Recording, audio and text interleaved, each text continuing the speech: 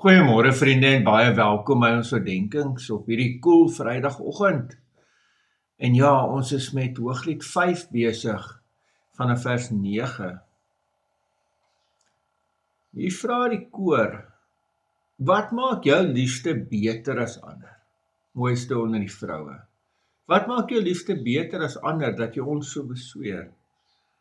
En dan antwoord sy: my liefste is stralend en bloesend.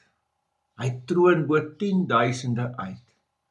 Sy kop is suiwer fyn goud, sy hare raafswart dadeltrosse. Sy oë is soos duwe langs waterstrome wat bad in melk, wat sit langs 'n volpoel. Sy wange is soos beddingsbalsemkruid wat geurende kruie laat uitsprei. Sy lippe is narsings wat drup van vloeiende mirre. Sy voorarms is ronde stawe goud met krisoliet versier. Sy buik is gepoleerde ivoor, oortrek met lasersteen. Sy bene is marmerpilare wat rus op voetstukke van fyn goud. Sy gestalte is soos die Libanon, uitsonderlik soos die seders. Sy mond is pure soetigheid. Hy is die begeerlikheid self. So lyk my liefste, so lyk my vriend, meisies van Jerusalem.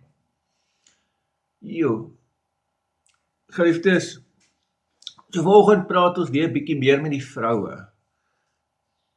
As ons vir jou vra, wat maak jou man? Wat maak jou liefste nou beter as ander? Wat gaan jy antwoord? Het jy 'n antwoord? Hierdie vrou het 'n antwoord gehad. Want sien, sy was totaal verlief op hierdie man. En daarom sien sy al hierdie mooi goed. En daarom sê sy dit. En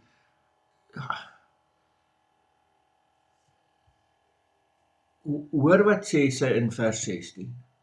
Sy mond is pure soetigheid. Hy is die begeerlikheid self. Verstaan nie, dit is wat in haar hart leef ten opsigte van haar man.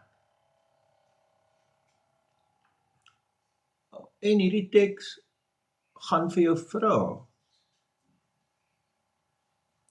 leef dit nog in jou hart? Want dis God se bedoeling vir ons huwelike, né? Dis God se bedoeling, dat dis hoe dit in 'n huwelik lyk, is dat dit is hoe jou hart jou man begeer.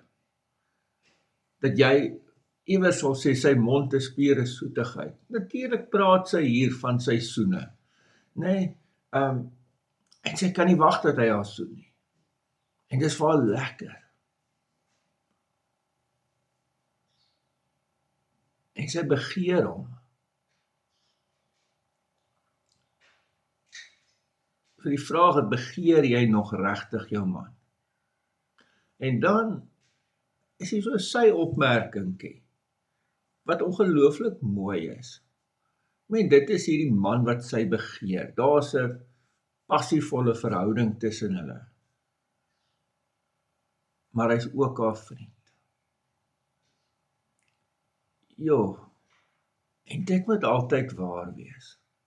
Dat ons as huweliksmaats moet ook mekaar se beste vriende wees. Dis die vriend met wie sy al haar geheime deel.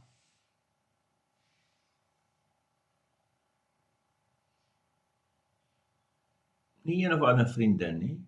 En ek sê nie, mag nie 'n vriendin hê nie, hoor my mooi, jy het vriendinne, jy het hulle nodig, jy mag met hulle goed deel. Maar die een met wie jy alles deel, is jou man. En mans, hoor dit. Is jy regtig so vriend vir jou vrou? Amen. Here almagtige God, dankie weer vir hierdie teks, dankie dat ons dit mag lees, en dat ons ook hierdie pad met Hooglied mag stap. Here, ons bid dat U elke mens wat hierna luister, sy verhouding sal seën, tot eer van U heilige naam. Amen. Vriende, mag jy 'n baie mooi dag hê, mag jy baie geseënd wees. Nou is jy naby die omgewing van Treverton skool môre is, ons bak pannekoek daar, ons gaan al van die oggend 7 af al wees om goed op te slaan, en ons is daar besig, tot so, lyk my amper, die middag 2 uur, 3 uur se kant. So as jy enigstens aan naby verbyry, kom sê hallo, kom koop 'n pannekoek, kom help as jy wil, kom sit bietjie en kuier en gesels, jy is meer as welkom. Totsiens.